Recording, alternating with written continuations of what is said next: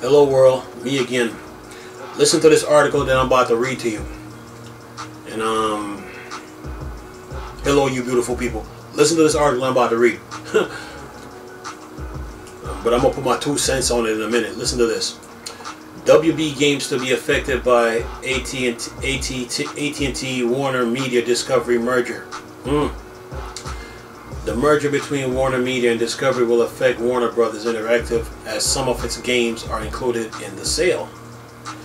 It's been revealed that some Warner Brothers Interactive games will be affected by Warner Media and Discovery merger. As of right now, it's unclear how this change will impact titles that Warner Brothers Interactive has in development or is intended to publish. Warner Brothers Interactive is known mostly for its licensed game, including those based on some of the world's biggest franchise. For example, the studio currently holds the rights to the Harry Potter franchise and is working on highly anticipated Hogwarts Legacy. IGN reporter Julia Alexandra revealed the news on Twitter. It seems the sale definitely involves some of Warner Brothers Interactive games, but not all of them. There is currently no information on what specific games were sold and kept, so fans of the studio titles will have to wait for more information. The tweet also mentioned that the sale includes DC Comics, so it is possible that Wbgames Montreal recently delayed Gotham Knights could be a part of the sale, though that is speculation for now. Then it says here, shows a tweet, and it says here, as for the rest of the games and license owned by Warner Brothers Interactive, there is little information to speculate on, but it will be interesting to see the effects of the merger on the project and development. The recent delay of both Gotham Knights and Hogwarts Legacy have already left the studio with gaps in its release schedule, and more delays could potentially hurt its financial prospects. There is also still scarce information on Rocksteady's Suicide Squad Kill the Justice League, which is one of the most anticipated games in the studio's library. Another interesting thing to consider is Warner Brothers successfully patenting of the Nemesis system, a huge selling point of Shadows of Mordor and its sequel Shadows of War. If these games are a part of the deal, that potentially, not definitely, leaves the patent outside use up in the air, and it's unclear whether the sale would include this patent, or if a potential future game in the series will lack the feature. Right now, there is no way of knowing until more information is revealed, but this merger definitely raises some questions. Fans of games published or developed by Warner Brothers Interactive will just have to wait until more information surrounding this merger is made public. Though that being said, it is interesting that a business deal first and foremost about streaming media content could have such an impact on the games industry. Alright. So AT&T merger AT&T Warner Media Discovery merger, and Wbgames could be affected.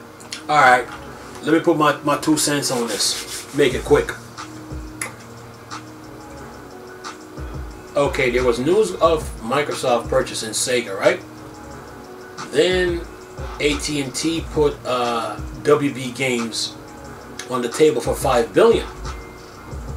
But then Microsoft shocked the world with the ZeniMax Bethesda deal, right? Okay. And then Sony had owned the rights to Spider-Man, so most Microsoft fans, some of them probably were thinking, okay, maybe Microsoft should go after the Wbgames. Go after Wbgames because in that deal, I think NetherRealm Studios was a part of it too. So some people were thinking, okay, and me included too, some of us were thinking, okay, maybe Microsoft should have went after Wbgames, and then they could own the rights to Gotham Knights. And I was also thinking, like, on that same premise, like, okay, maybe if they could slide Rocksteady up in that deal, then they will have the rights to Suicide Squad, Kill the Justice League, and Gotham Knights, and then that will be all Microsoft owned. This was right after the ZeniMax Bethesda deal. So Microsoft wasn't interested in Microsoft wasn't buying Sega. Sega had baggage, which means they had to get rid of, and you already seen what they did. By getting out the arcade business and all that. But Microsoft, once they bought ZeniMax and Bethesda, they should have.